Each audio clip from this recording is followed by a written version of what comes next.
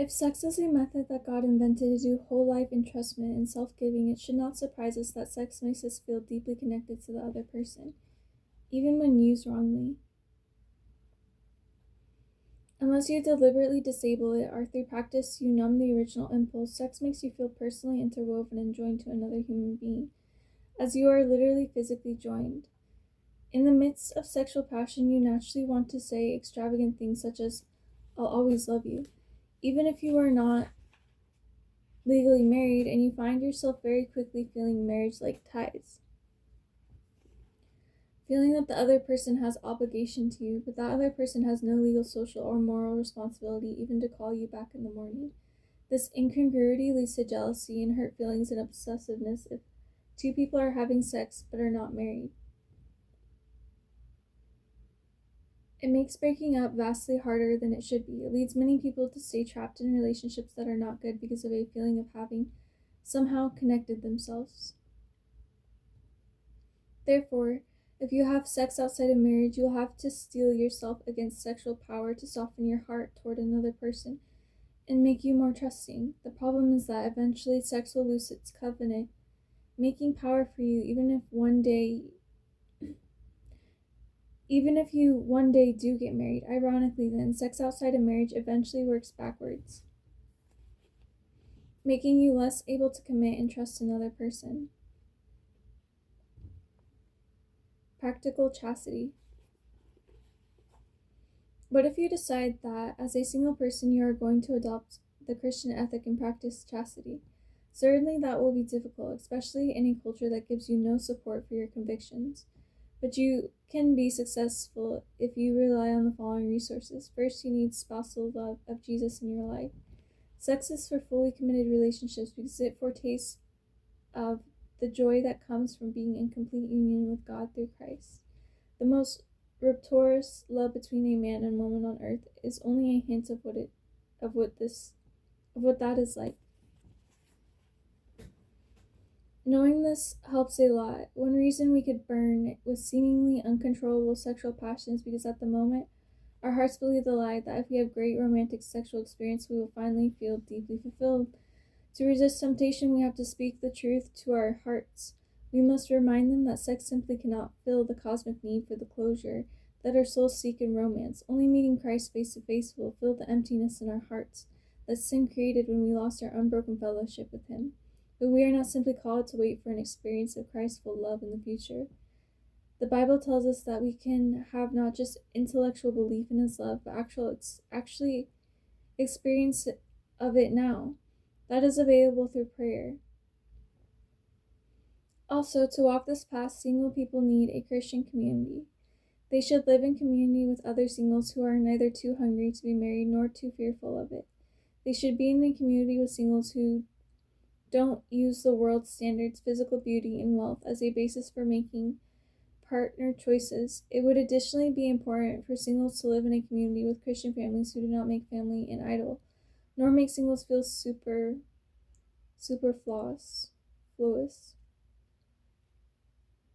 Another mark of this community should be free and open discussion about the Bible's perspective on sex plays out in life and relationships.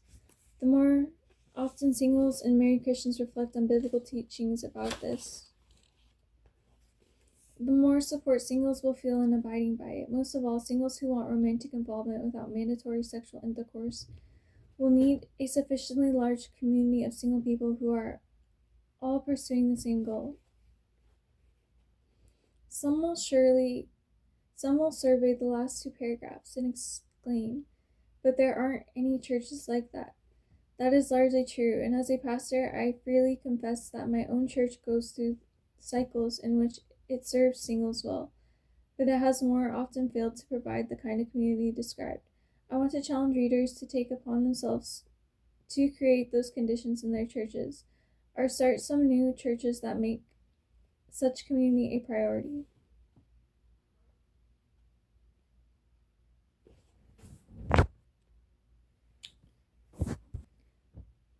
Finally, strike a balance with regard to your sexual thoughts and desires. Some Christians feel deeply stained and defiled by any strong sexual thoughts or daydreams. Others indulge in them.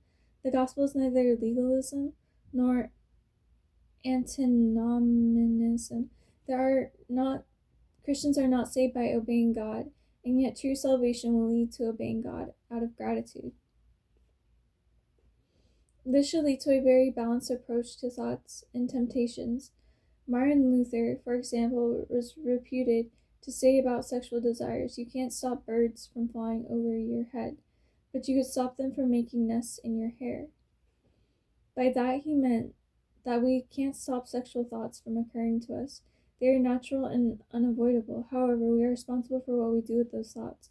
We must not entertain and dwell on them. If we do something sexually that is wrong, we should use the gospel of grace in our consciousness. The gospel will neither take the sin lightly nor lead you to flagellate yourself and wallow in guilt indefinitely. It is important to get the gospel pardon and cleansing for wrongdoing. Often it is unresolved shame for past offenses that stir up present obsessive fantasies. The inner dialogue ultimately is not techniques that will enable single Christians to practice the Christian sex ethic. It will take conviction. In the classic novel Jane Eyre, Jane has fallen in love with Mr. Rochester, but he has also learned that he is married and that his mentally ill wife lives in an upper room in his estate. Nevertheless, he urges her to live with him as his mistress. This touches off an inner storm, an enormous conflict in her heart. Oh my god. Well, he spoke, my very conscience and reason turned traitors against me and charged me with crime in resisting him. They spoke almost aloud as feelings, and that clamored wildly. Oh, comply, it said. Think of his misery. Think of his danger. Look at his state when left alone, remembering his headlong nature, considering the reckless following on despair. Soothe him, save him, love him, tell him you love him, and it will be his. Who in the world cares for you, or who will be injured by what you do? Jane discerns different rooms or faculties in her soul. There is a conscience, there is a reason, and there is feeling. And they all rise up and argue that they should do what Mr. Rochester asks. He is lonely and miserable. She could comfort him. He is rich and adores her. After a life of hardship, surely she deserves this, but she resists what they all say. Still indomitable was the reply. I care for myself. The more solitary, the more friendless, the more unsustained I am, the more I will respect myself. I will keep the law given by God, sanctioned by man. I will hold to the principles received by me when I was sane and not mad, as I am now. Laws and principles are not for the times when there is no temptation. They are for such moments as this, when the body and soul rise in mutiny against their rigor. Stringent are they, inviolate they shall be. If my individual convenience, I might break them. What would be their worth? They have a worth. So I have always believed, and if I cannot believe it now, it is because I am insane, quite insane, with my veins running fire and my heart beating faster, that I can count its throbs. Preconceived opinion foregone, determination are all I have at this hour to stand by. There I plant my foot. I did. Jane Eyre has been made into movies or TV show many times. As far as I know, when the scene comes, Mr. Rochester makes his powerful plea. None of this inner dialogue is ever depicted. We hear Jane resisting only by saying things like, I will respect myself. Modern viewers are therefore likely left with the illusion that Jane was able to resist temptation simply out of an effort to keep her high self-esteem. She appears to be saying not that being Mr. Rochester's mistress would be immoral, but that it would be demeaning. All the movie versions I have seen give the impression that she looks inside and finds the inner self-assurance and self-respect to refuse a second-class position. But see how she actually does resist. She does not look into her heart for strength. There's nothing more but clamorous conflict. She ignores what her heart says and looks to what God says. The moral law of God at that very moment made no sense to her heart and mind at all. They did not appear reasonable, and they did not appear fair, but she says, if she could break them when they appear inconvenient to her, of what would be their worth? If you only obey God's word when it seems reasonable or profitable to you, well, that isn't really obedience at all. Obedience means you cede someone an authority over you that is there, even when you don't agree with him. God's law is for times of temptation when the body and soul rise in mutiny against their rigor. On God's word, then, not her feeling and passion, she plants her foot. I've never seen anywhere a more clear or eloquent example of what Christian single persons' inner dialogue should be with regard to temptation. Look how to plant your foot. The importance of erotic love in marriage. Since the Bible confines sex to marriage, we should not be surprised to find that various passages instruct married couples to enjoy sex and to do so frequently. We have already mentioned the eye-opening passages from the Song of Solomon and Proverbs 5:19, which exhort husbands to be delighted by their wives' bodies.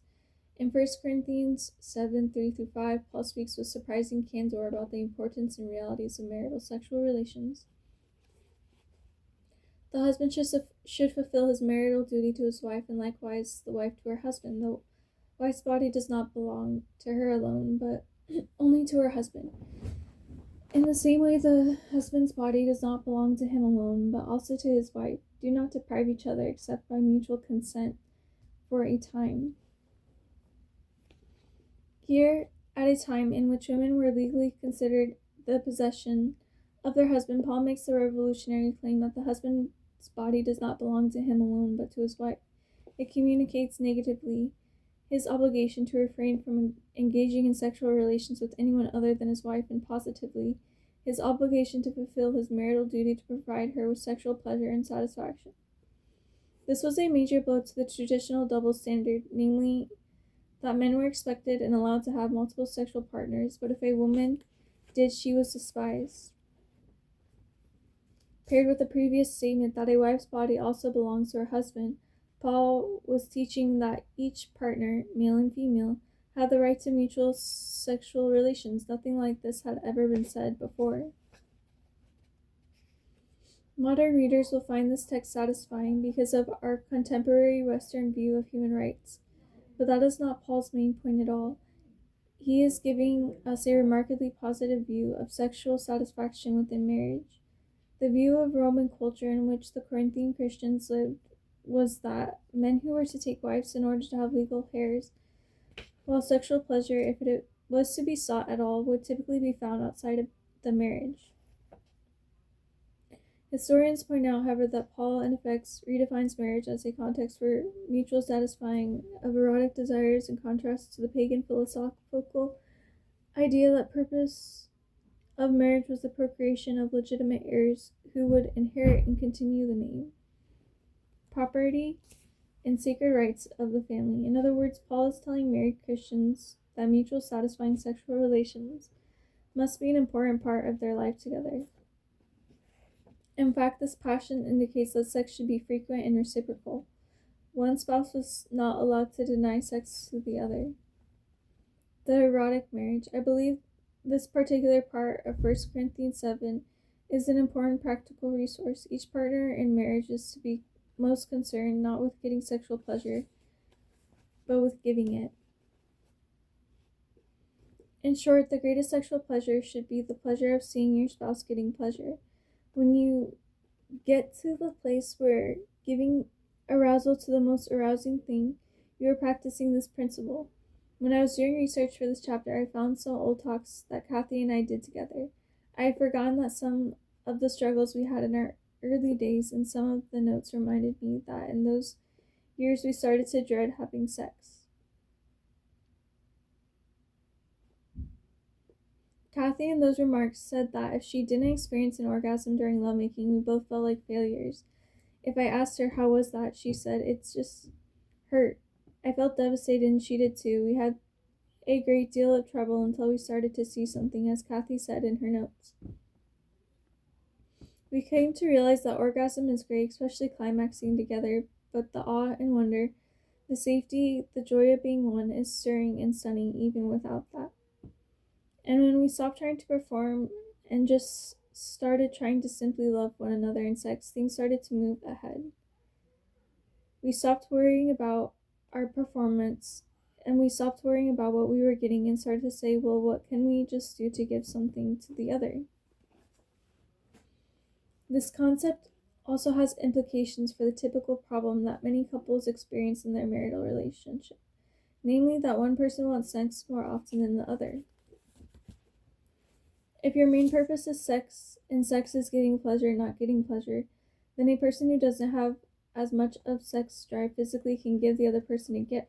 This is your legitimate act of love, and it shouldn't be denigrated by saying, oh, no, no, unless you're going to be all passionate, don't do it. Do it as a gift.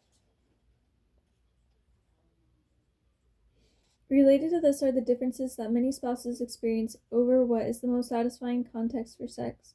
While I'm not saying this is universal, I will share that. As a male, context means very little to me.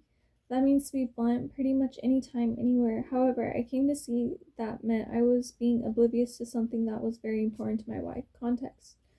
Oh, do you mean candles or something? And of course, Kathy, like so many women, did not mean candles or something. She meant preparing for sex emotionally. She meant warmth and conversation and things like that. I learned this, but slowly. And so we learned to be very patient with each other when it came to sex. It took years for us to be good and at sexually satisfying one another, but the patience paid off. Sex as a test. The Bible gives a high view of sex. It is a sign of seal of our oneness with each other and with God. We do not, then, be surprised to discover that you may find problems showing up in bed, which, if it wasn't for sex, you might never have seen. There might be guilt, fear, anger over past relationships. There might be growing mistrust or disrespect,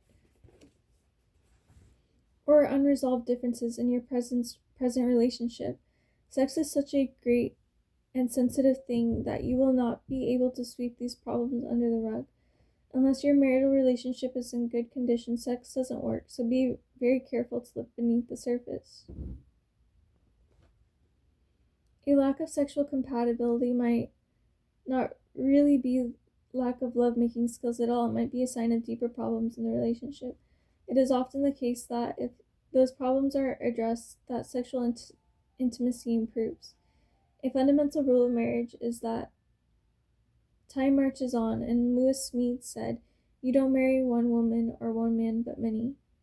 Time, children, illnesses, and age all bring changes that may require creative discipline responses to rebuild a sexual intimacy that was easier at an earlier time. If you don't confront and adapt to these changes, they'll erode your sex life. Kathleen and I often liken sex and marriage to oil in an engine. Without it, the friction between all the moving parts will burn out the motor. Without joyful, loving sex, the friction in a marriage will bring about anger, resentment, hardness, and disappointment. Rather than being the commitment glue that holds you together, it can become a force to divide you. Never give up working on your sex life. The glory of sex. Sex is glorious. We would know that even if we didn't have the Bible, sex leads us to words of adoration. It literally evokes shouts of joy and praise. Through the Bible, we know why this is true. John 17 tells us from all eternity, the Father, Son, and Holy Spirit have been adoring and glorifying each other, living in high devotion to each other, pouring love and joy into one another's heart continually. Sex between a man and a woman points to the love between the Father and the Son. It is a reflection of the joyous self-giving and pleasure of love within the life of the triune God. Sex is glorious, not only because it reflects the joy of the Trinity, but also because it points to the eternal delight of soul that we will have in heaven, and our loving relationship with God and one another. Romans 7:1 tells us that the best marriages are pointers to deep, infinitely fulfilling final union we will have with Christ in love. No wonder, as some have said, that sex between a man and a woman can be a sort of embodied, out of the body experience. It's the most ecstatic, breathtaking, daring, scarcely to be imagined look at the glory that is our future.